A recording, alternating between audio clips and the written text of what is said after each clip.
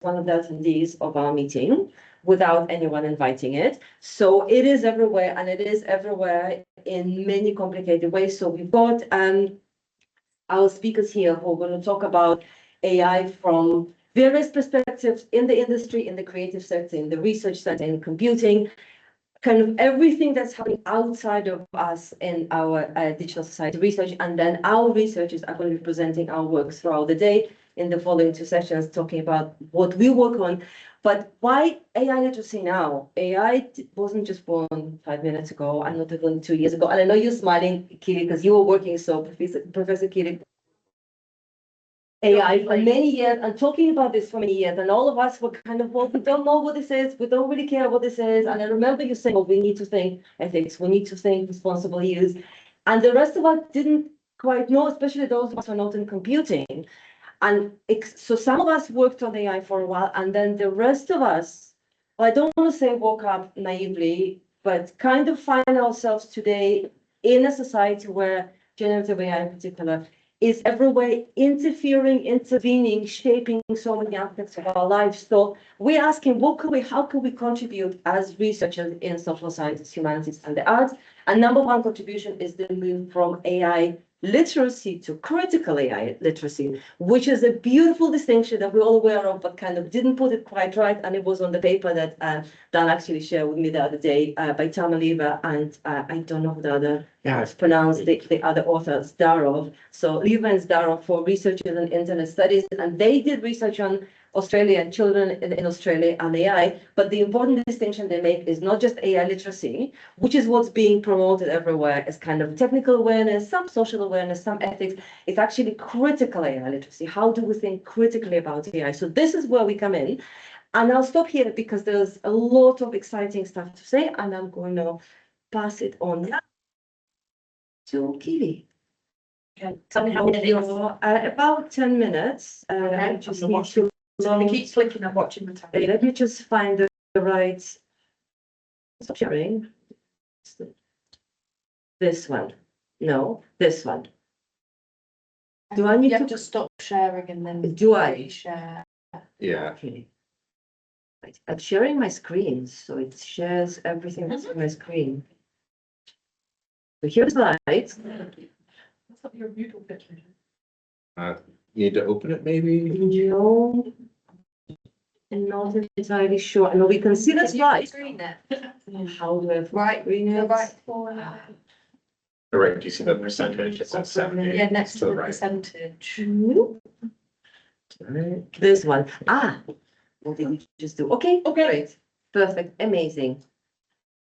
Over to you. Okay, well, first of all, I want to say thank you so much, Abby and everybody else, for letting me come today. It's been a privilege to be here with all of you, and I've just met these amazing people, and I'm going to be really excited to say AI literacy is going to be so timely, as I'm going to show you. So my talk is called People Powered AI, because I believe that literacy starts with everybody, and that includes students and marginalised communities. So over to you, Abby.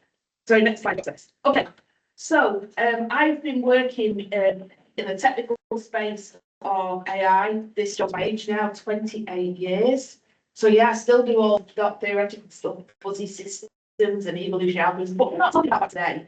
I also am a STEM ambassador. I've been going out to schools for years talking about this. And often when we see engagement, it's this way. So normally people, maybe not from social sciences, but maybe from our STEM background subjects, will go out and be a volunteer.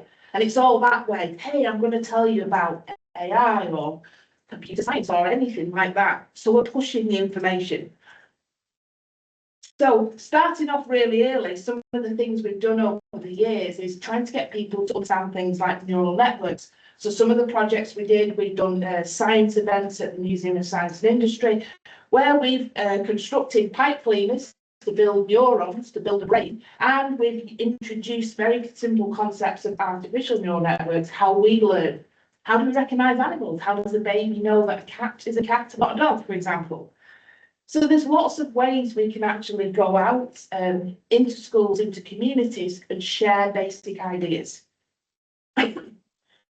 So what I've learned over the past, well, probably 6 years now, is that actually engagement is a two-way process. And by working with fantastic social scientists at MMX, such as Caitlin Nunn and Sarah Lynn, I have come into the realm of social science and understand so much more, and I am on a learning journey myself. The idea now is that engagement is not about us going there, it's actually a shared interaction to learn, to see what we can actually do to actually improve the lives of people as computer scientists. So flip everything, throw all that away, and I'll give you some examples. I can't remember what's next yet. This bit next one. Okay, so we're funded by EPSRC. This project is still ongoing. And the idea of P's in Pods, a P is a public engagement ambassador. And the first part of this project was to actually go around the 3 universities, Met, Salford and University of Manchester, and recruit early career researchers or PhD students who were doing computer science, AI or data analytics projects. We actually got a couple of SMEs on board as well. And what we did is we co-created with our wonderful people in social science a 4-day training program to actually work out how to engage these people from a real scientific background with traditionally marginalised communities. Okay, so that was the essence of the project. So, next slide, please. I'm not used to saying it sounds a bit weird, right? Okay. So the idea of this is to empower people, members of the public, people who would not normally have a voice and not actually be empowered to actually work with researchers. Because after all, the more people we get to work on problems together, the better they're going to be. And one of the differences with this project is instead of going and saying, hey, I've got this really cool piece of research, can you give me your thoughts about it? We're going back into communities and saying, what sort of problems would you like us to help you with? So flipping it quite a bit. I won't go into the whole story of this project because it's quite long, but one of the main essences of work was the creation of 3 public engagement programs. We trained a number of these public engagement ambassadors, and then they embarked on are you ready? 9 to 12 month projects with communities, okay? And I just wanted to quickly tell you what they are. One of them, we had a group that were really concerned about AI. They had no background knowledge, so we created a People's Charter for AI. Asking you to read it if you're interested in this more information. But actually, what's another charter in the AI space? Another thing, another guidelines. So what we did, next slide please, is we created an explainer booklet for each of these principles. And when you look at them, they're all common knowledge. An AI system should not discriminate anybody, right? We asked the communities, what does good look like to you? Yeah. What would you like to see organisations do to make sure this doesn't happen? So in order to get to this stage over this year-long programme to develop this, we had to introduce AI literacy, we had debates about bias and discrimination, everything, okay, to get to this stage. Quick now. Oh, can you go back? Right, don't press play on this. Another community project was to actually, they wanted to raise awareness of concerns of community members, and this included lack of knowledge and awareness of AI. So what we did over 7 months is create a video. This is available on YouTube, and it has community actors in their own words speaking about what their concerns are about AI, the lack of knowledge, the concerns about the use of their data, for example. So we'll watch that one, keep going. Thank you. And our 3rd community project was working with Noisy Cricket and also Back on Track. Back on Track is in Manchester and helps people with lived experience of homelessness. There's a big concern at the moment because of AI recruitment systems, looking at scanning CVs, taking the skills of people. Actually, why not look at strengths? And the strengths-based recruitment was something that Noisy Cricket were really keen on. Actually, what does that mean for people with lived experience of homelessness? So again, a group of RPs worked with a variety of different people at Back on Track and created a set of resources for employers which are being tested as we speak. Second project, that was from time. Yeah, second project is People's Panel for AI. This was funded by Alan Turing Institute and is now been adopted by Manchester City Council. And this was about going into communities and really raising awareness of AI. So we did lots of road shows. What gets people to a road show in a cost of living crisis? Hot meal, sitting on the floor, engaging with people. And from this, over a number of, 3 years now, we recruited people and gave them 2 days of AI training. Sounds really weird, but it's literacy awareness. in communities and bringing together in NMU. And this resulted then in panellists that were able to get businesses in, the council, etc., to pitch their ideas of products and services. And people will give their honest lived experience view with their knowledge of AI literacy in terms of bias, responsibility to give feedback. And we close the loop by changing the design. I've missed that one. Good time. Yeah, we've got stories, impact case studies, etc. So we'll keep going on that. So where does this all leave us because of time?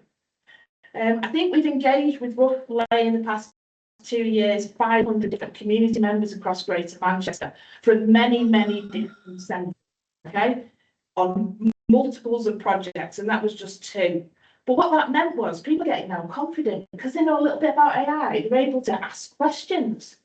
So I'm involved in a government inquiry. The launch is on Monday in Parliament. Skills in the age of AI.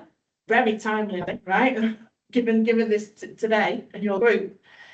And part of that is I championed over the last 12 months. Well, you can't just sit there and say, what skills do people need for jobs? What skills do we need in schools, etc. You need to actually ask about all those people who have forgotten, people who are digitally excluded, low digital poverty, marginalised communities. We need to ask them. So at the top picture is what you see in Parliament. Yeah. And then what you see is when you get some civil servants to actually come down to various places. This is the Blue Hand Centre in Cheetham Hill. We ran 3 round tables in Manchester, 1 in North Yorkshire. Because we wanted people to come down. Hey, don't just let's come down and talk to people. Sorry, that was really good. So that'll be on Monday. The recommendations are embargoed, but this is going to tie into further work, Abby, and I think it fits great with your group. So I'll share that on Monday when we've been there. Yeah. Ooh. Oh, sorry, I promised 10 seconds. Okay, so Manchester City Council are amazing. They want so much, right? And no one's got any money, so you're not in this for money, right? Sadly, everything I'm going to tell you right now is nothing to do with grants, it's because it's the right thing to do. So, voluntary sector and third sector organisations wanted a train the trainer AI skills workshop that they could then roll out to people in their communities. So we did that. They said, Mabel, can you do one? We co-created it. And yeah, we ran out and did it. 30 different BSc organisations in Manchester. And we estimate they're now going to go and train approximately 800 people in the first go. So that worked.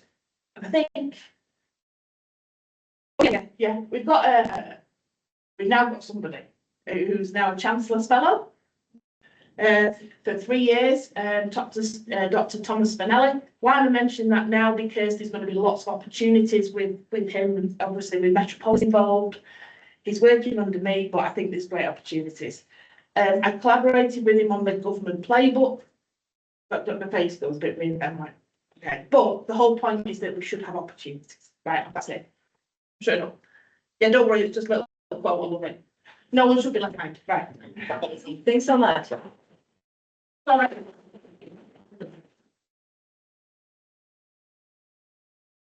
Eve, over to you. Let me just make sure I don't mess up the slides. This time?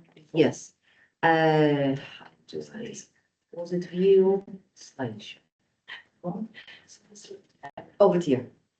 Great. Hi, everyone. Thank you for having me today. So my name is Neve Donovan. I am Ecosystem Manager for an organisation called Sustainable Ventures.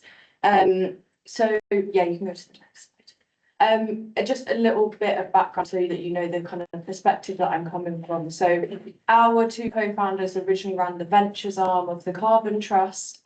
When the Carbon Trust lost its funding in 2011, they basically thought we can do this ourselves and set up Sustainable Ventures. So our entire mission really is to support entrepreneurs who are working in climate tech to go further, faster. So how we support those companies. So I've got the wrong slides here. Oh, it's okay. Yeah, how we support those companies. So we do pre-seed and seed investment. We do workspaces. So our flagship in County Hall in London, we've got about 150 climate tech startups based there. In Manchester, we're based in the Reynolds building, which isn't fully open yet, but we've got 20 companies or so at the moment. We also do innovation services. So we support companies with grant writing, R&D tax credit claims and design, anything from product prototyping to branding software. And the last kind of aspect of what we do is programs. So we deliver fully funded business support, and we also do a lot of corporate innovation, of which an example I can come on to in a minute. So sector focus briefly, we look across, I think it covers about 90% of solutions to climate change and resource scarcity across the built environment, energy, circular economy, agri-tech and food, and mobility. This is just really briefly about a kind of plotted history of what we do. I guess most notably at the end of 2023, we got 3 million of investment from Barclays Sustainable Capital Impact Fund to expand regionally. So yeah, my team in Manchester was hired about a year ago, and since then we've been launching Manchester and offering all of the same services basically that they've had in the south until now. And just a little bit about our impact. So we have a mission to support 1,000 climate tech startups by the end of 2025. We're currently at about 950, I think it's slightly outdated. So yeah, we're well on our way. We have touched a further 5,000, and yeah, we've raised about 1 billion in equity funds to date. So yeah, a little bit, I guess, why we're here today is to talk about the intersection of AI and climate. I guess to talk a little bit about, as an organisation, what we're doing. So there's been a lot of internal debate about AI and how we're using it. We have quite a few tools within the company. So we have a Google suite, so a lot of people use Gemini. We use u.com, we've got a partnership with them. And yeah, there's been a lot of internal debate about how our companies that we support are using it, how we should be using it. So we commissioned a group of Cambridge Judge Business School students to write a report about how AI is integrated. This is ranging anything from we're using AI to write our emails to AI is like the bread and butter of the product or service that they're offering. So we've just finished that recently, and the next kind of step is that we're conducting ecosystem interviews. So speaking to a lot of our kind of deep tech companies who are using AI in quite a serious way, understanding that in more detail, the sustainability credentials of what they're doing, kind of the impact that they think it's having on the business and that type of thing. This is the last slide, by the way. I'll just talk about this. And then the last thing, guess what the company's doing is we've got a partnership now with Google Cloud.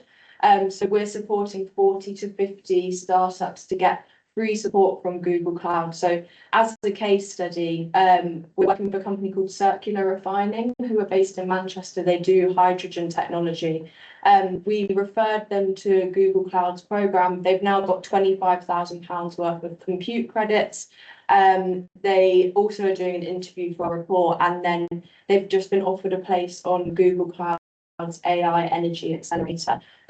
So yeah, obviously all of this is going on within the business, and I think taking a bit of a personal view now on it, I personally was quite struggling with the discourse that I was seeing, not just within the organisation, but more broadly. I think there's a lot of events that are talking about how amazing AI is and how much it's going to transform our society. And I personally didn't feel like there was enough discourse around the negative or, you know, environmental impacts, the social impacts, the data ethics, kind of everything that you've been talking about.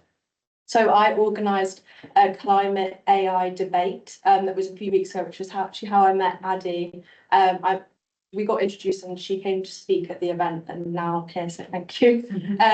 So yeah, just to pull out a few kind of my key takeaways, I guess, of things that we should try to be more cognizant of, is obviously everyone knows about the energy and the water consumption and how extreme that is, and how as time is going on, it's just going to grow and grow, and that need is going to keep growing.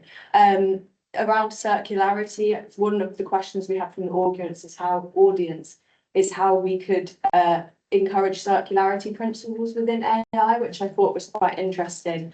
And we were talking about kind of looking at the whole life cycle, not just optimizing the software, which is what I hear a lot of the engineers talking about, but also the hardware, kind of actually building all these data centers, the critical minerals, the materials that are needed for this. And then they have a shelf life as well. So at some point, that's all going to have to be replaced. And what are we doing with all that hardware at the end of its life? So yeah, taking a much more holistic view of AI as opposed to just the software side.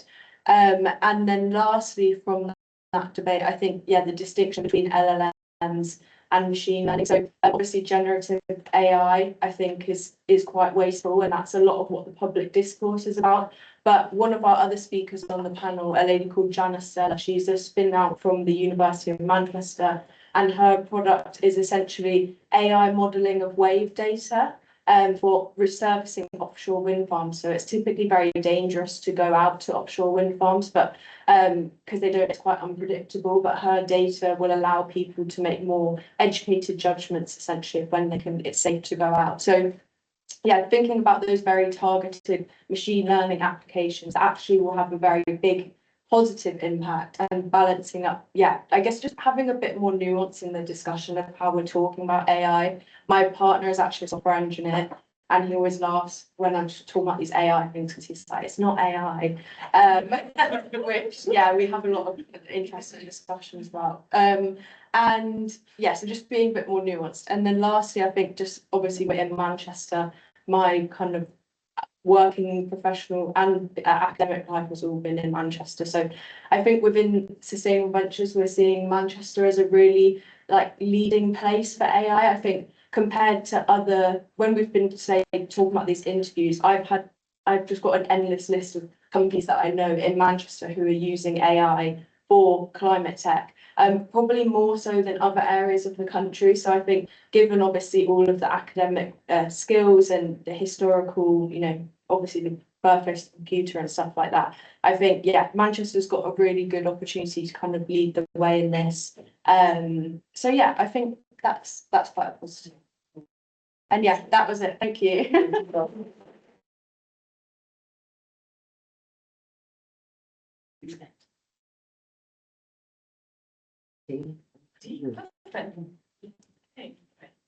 So thank you very much for inviting me. I think some of you know me, so I only moved to Birmingham last October, and previous I worked here for 5 years for the same group, Digital Society, so I'm so happy to be back. Right, so today I'm going to be the boring academia. I'm going to talk about, here I try to come up with a fancy title. So where do humans fit in the age of AI? So I'm going to start with something very boring. Next slide. So I'm going to give you a brief overview of the landscape of AI research. So now here I will do a little bit of promotion. So I will use Laura's example from our center. I'm now working for the Center of Artificial Intelligence in Government at the University of Birmingham. We are a new center, and we have academic scholar, we have a few postdocs, and we also have a person join us from the UN. So basically, now the landscape of AI research, if you think about it, it can be categorized into, I see that as 2 categories. So either we use AI as a tool. So when in those research that use AI as a tool, they use AI to complete the task and try to test how good they are, the performance when it comes to, complete the task. For example, use AI as a research assistant, or you can use AI as a data processor to analyze data, or you can use AI as a chatbot. I think a lot of you use that as well, to ask feedback about my research idea, ask feedback about my pitching, let's say. And in our center, so for example, one of the work in progress, one of our postdoc and one of our scholar working on basically using AI agent to study survey and then train them into being a person in a particular survey. So we have different persona from the survey. And then you have the AI agent. Now you play this role as this person and you play this role as another person. And I'm going to give you some misinformation.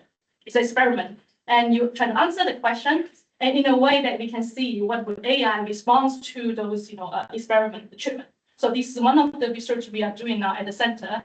And next slide. We also, for example, the second category is basically you study AI as a subject.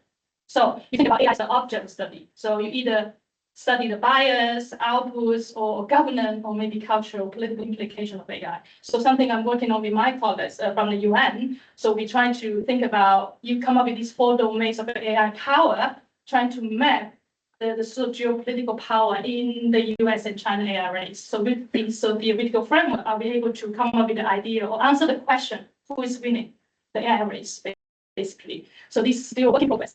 And then finally, they are also, now we're talking about two categories, right? But basically, there are some research that combine both. So next slide.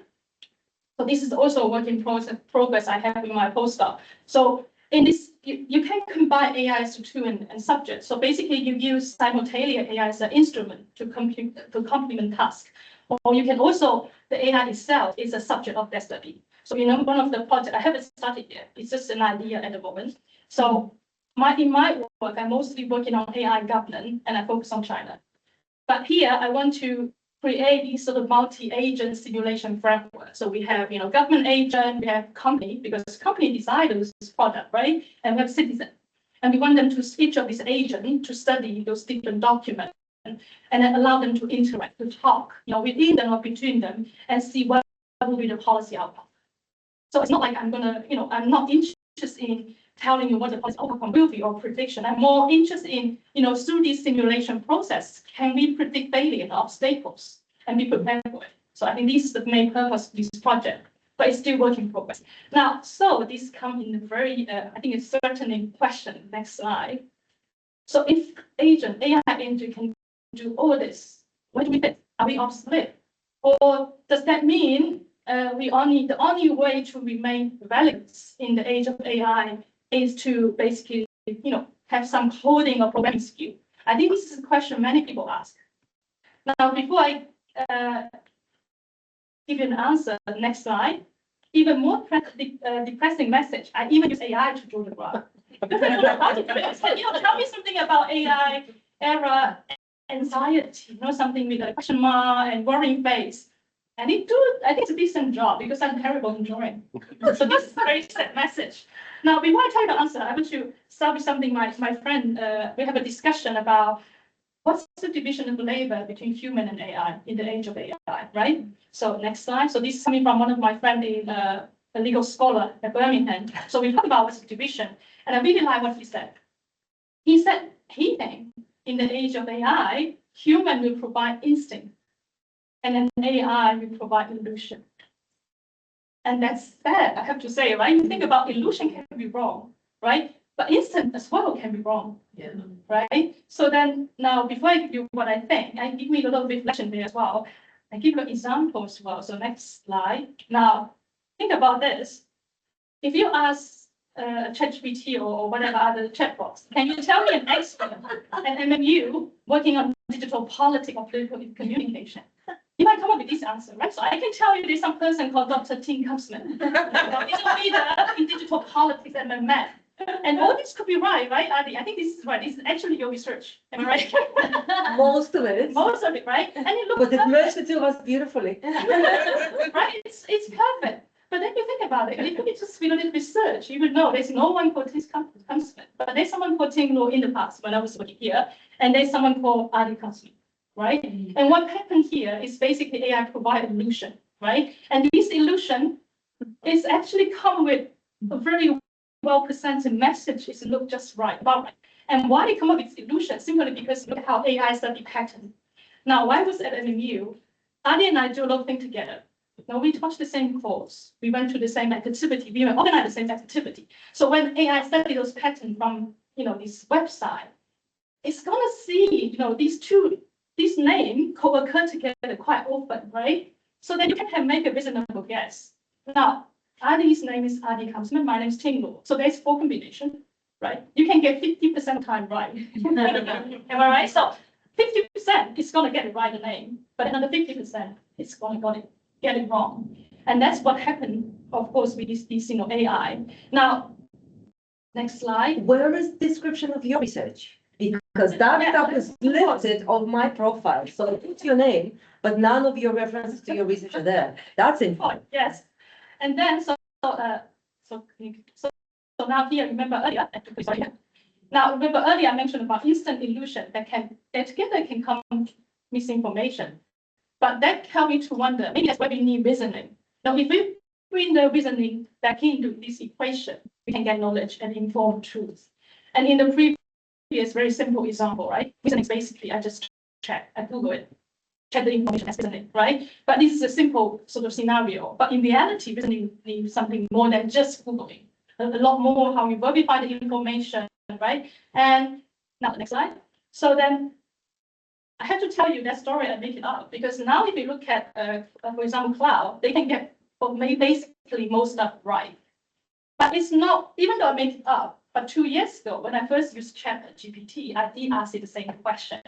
And it did mess up with some very random name that I don't know, don't exist, doesn't exist you. So what I want to say here is basically, as AI improve, it's better at creating illusion that is indistinguishable from reality.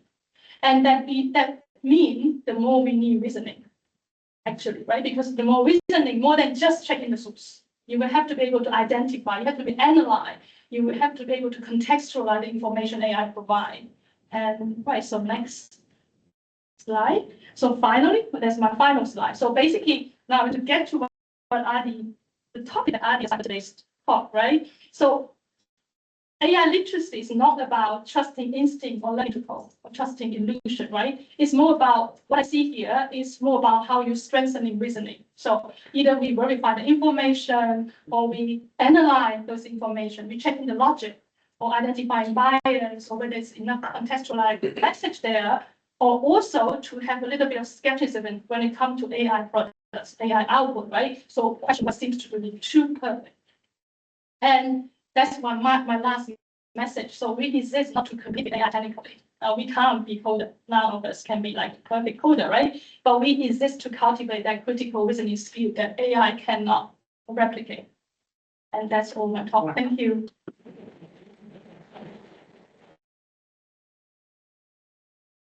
Is absolutely spot on.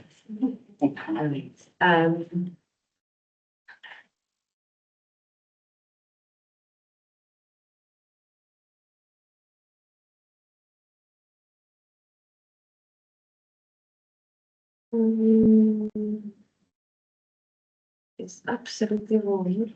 Do I get on? Here we go. Okay, thanks for that. Yeah. So I'm really happy to be here, and especially coming after the team's really great talk, because I'm going to show you how I use AI in public health research and how we use reasoning hand in hand. So we kind of have this model called the human in the loop model. So I'll start off with I'm Martin. I'm a digital sociologist who was actually trained to critically look at the tools that we use to study society. So never to think about just relying on a tool and thinking about what it gives us, but to actually think, okay, you are in a box, you see this aspect, we are the humans, we see this aspect. So using both our instinct and our reasoning to question the data that we have. So next slide, please.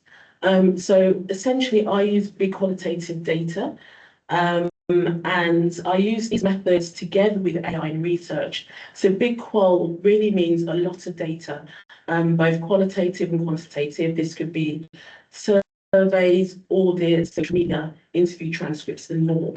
And I've been using probably since 2018 large language models, kind of building large language models to analyze big quantitative data. And then luckily AI came along. So I used the first AI, not ChatGPT, but GPT-1 back at the end of 2018. And together with a group of researchers at the London School of Hygiene and Medicine, we actually spent 15 months looking at 25,000 tweets about anti-vaccines and training the large language model to understand the language of vaccines. And then taking another dosage of, I think it was about a sample of 1 million tweets, and then seeing what it understood and stopping at each step of the way and saying, okay, this nuance is not there. You've got this right, but this is wrong. Next slide, please. So essentially, we were then able to get this training on LLMs and big data to then look at public health questions and questions about patient safety, questions about public health emergencies like the pandemic, and also kind of uses big data analysis and this methodology to ask questions about what's happening after the pandemic, things like long COVID, how are people coping with symptoms, how are children coping with symptoms, are the policies correct in a way that they help people or kind of miss out people who don't have access to tools. Next slide, please. So one of the methods that we used was the listen method, and you can see this kind of comes in different cycles. So this has the humans in the loop. So we have a team discussion, we look at the qualitative data, and then we put the cleans data. So we take out for ethics, take out all usernames, we take out organizable data, and then we put it into the thematic analysis machine, and then we actually do a kind of a computational analysis. So we look for themes, and we kind of see where the AI has missed things and where we can add human inputs. And then we develop a sentiment analysis framework. And I'll show you this in the next slide, actually. Next one, thank you. So one of the issues that we've had with AI, especially with using out-of-the-box marketing materials, so the next slide, thank you, is that a lot of these tools are based on market reviews. They're not based on public health data. So, for example, a lot of people are talking about, well, I'm worried about vaccines. I'm worried about kind of getting access to certain medicines. But then what the out-of-the-box tools just look at is positive, negative, or neutral. They don't look at anything else that's mixed or nuanced. Next slide, please. So the way that we were able to test this was we had a really big study a couple of years ago called the NAP7 project. So this was a national audit project that looked at cardiac arrest and perioperative care amongst anaesthetists. So what was the impact on their confidence in going forwards when they had a patient who had a heart attack or who died on the table? So how did this affect their confidence? And we're able to use people methods to, next slide please, to actually put all of the free text in the survey. So we had lots of quantitative answers, and then we had the free text, and there were 10,000, and we only had a team of 8 people. So what we were able to do is actually look at the free text to say, you know, the question, how are you, but how are you really? So this was the how are you really? How has the patient having a heart attack actually challenged you? And how did this happen during the pandemic? So you can see there were issues when they were worried about access to PPE, they were worried about the impact on patient care, they were worried about COVID-19 responses, as well as what was going on and how this impacted them. Next slide, please. What we were able then to do was use a tool that we have called Kaplana to actually look at the different nuances. So we found that if you see it on the right-hand side, there wasn't just positive, negative, and neutral. There were people talking about they had anxiety as well as they'd learned and they felt more confident going on, or there was less confidence in other skills. So we were then able to pinpoint and think about what is the next sentiments that we could be looking for. Maybe it's ambiguous sentiment. Next slide, please. And so from this, we were able then to sit with the AI and actually develop what we would call ambiguous sentiments. So this would be something that contains both positive and negative elements, a mixture of expressing mixed feelings, thinking about the benefits and the problematic elements of working in that environment. So once we built that framework together with the AI, we were then able, next slide please, to put this back into the system, and we were then able to break down the specific experiences of the anaesthetists and actually train it so that we had an AI quality score. So it got better and better. We got to the point where it gave us a quality score of 72%, which was fairly decent on such a large range of free text data. And then we kind of prompted it and trained it even more, corrected it where it was going wrong, gave it different elements and letting it understand hospital jargon. Then we got up to 86% at the end of it, which was quite good. Next slide, please. And then we thought, okay, so now that it knows the nuances of human experience, what about things like chaos? What is good chaos? What does bad chaos mean? And then we realised that people were actually talking about this. So we had teams were actually saying, well, it was chaotic at the beginning, but it was okay towards the end of it. Other people saying, well, it was really chaotic. There was a lack of clear leadership. I wasn't sure what to do. And others said, well, actually, once the team kind of got together, it was new. Once it was a mix of good and bad. We're able to map this across the word network so that we could see when people were talking about worries about the patient, they're also talking about teamwork, and they're also talking about the outcome as well. So it's working together with AI and giving our human inputs enable us to really kind of have a nuanced kind of understanding of what's going on. Next slide, please. So after all of this, we developed this kind of human in the loop where we've got the data preparation, we've got where we clean the data ourselves, then we put the information into the machine, got the data analysis, and then us as annotators kind of then look at the data, make sure it's okay, then put it back into the mix, then take it out. And this is because we're dealing with public health data. This isn't just kind of looking at social media data. We want to be absolutely sure that we're getting it right. So from my kind of perspective, I'm coming from a way that I critically analyse what AI is doing from the very start and make sure we kind of handle it. In my mind, I think of AI really as a teenager, an overconfident teenager. It knows everything, right? You're like, okay, but what about this bit? Have you missed this? It's like, oh, I'm really sorry, I made that bit up, which is the AI installation. So we have to say, generally, okay, well, this is what you should be doing. Here's some data that you need to look at again. So it's a back and forth and having some patience, also thinking that these decisions that you're making with the tool are going to inform policy. So you have to be completely sure what you're doing. Next slide, please.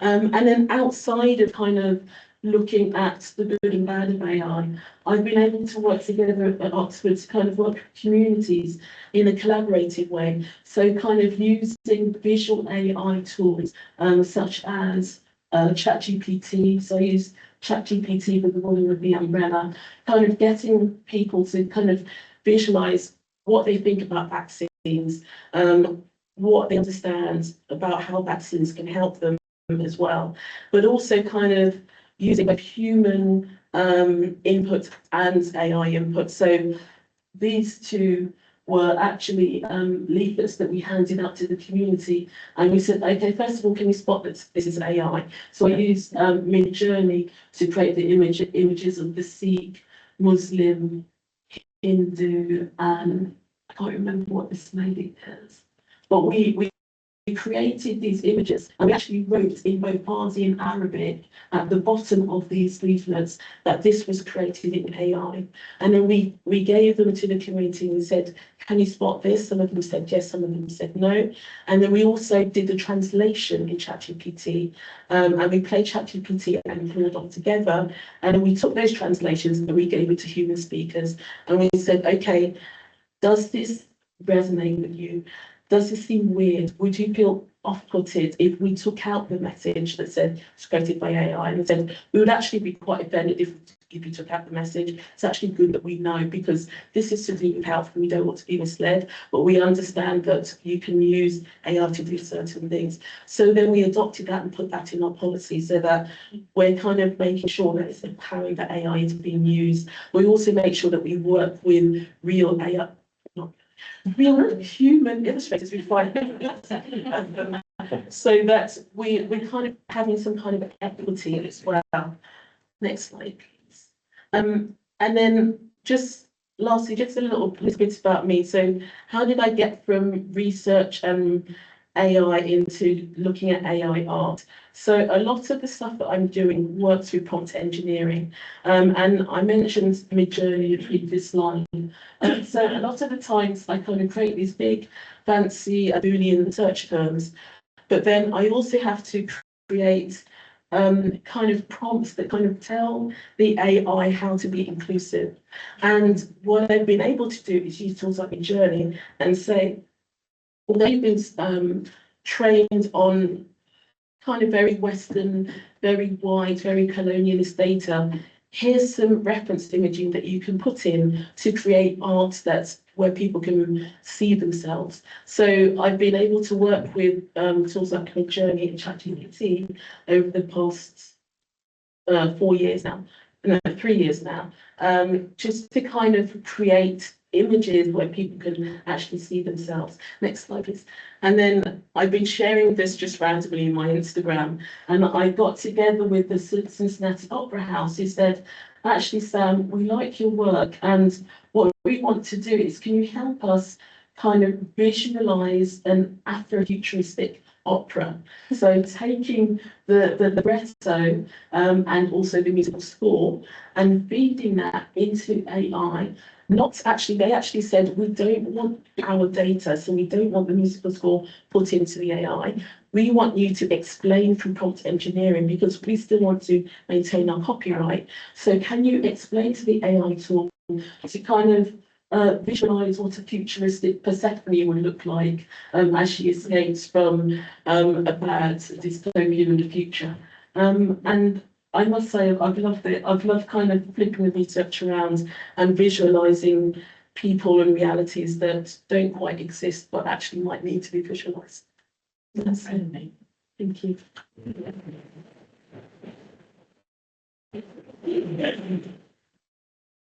Amazing. We've got 6 minutes for questions.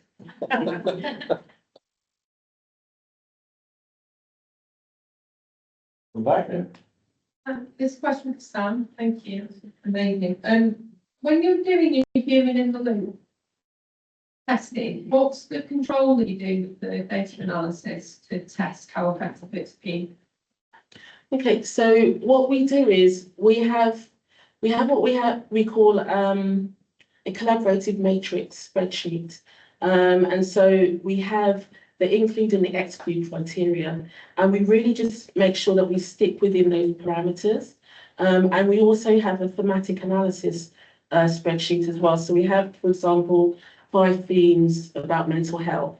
And we make sure that when we're working with the AI, that it sticks to those categories, because sometimes it can blend things and sometimes it can go off guard. But then also we've noticed that there are some times where themes are spread across the same like bit of how can I say that, the same survey response. So then we adapt, because then we learn something from the AI, understanding that it's not black and white, it can be like modular as well, less modular.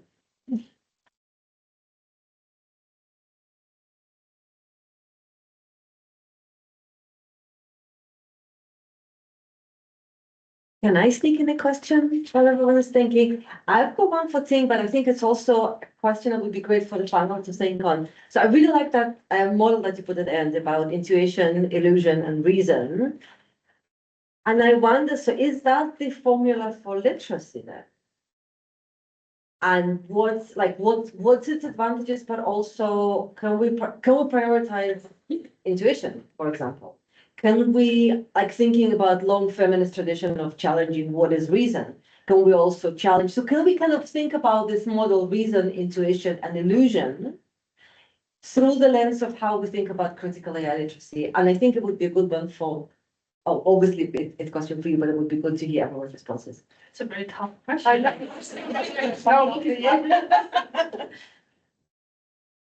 you have sometimes intuition is right? I see that, but illusion a lot of time is wrong. I agree. But then only intuition that is, sorry, I'm coming from a positivist. I'm a positivist. So basically I'm interested in explaining what's going on. You know, I do a lot of hypothesis testing, you know, the thing that humanity scholar hates, and I work a lot on data. So for me, I think even intuition need to be text, need to be proven.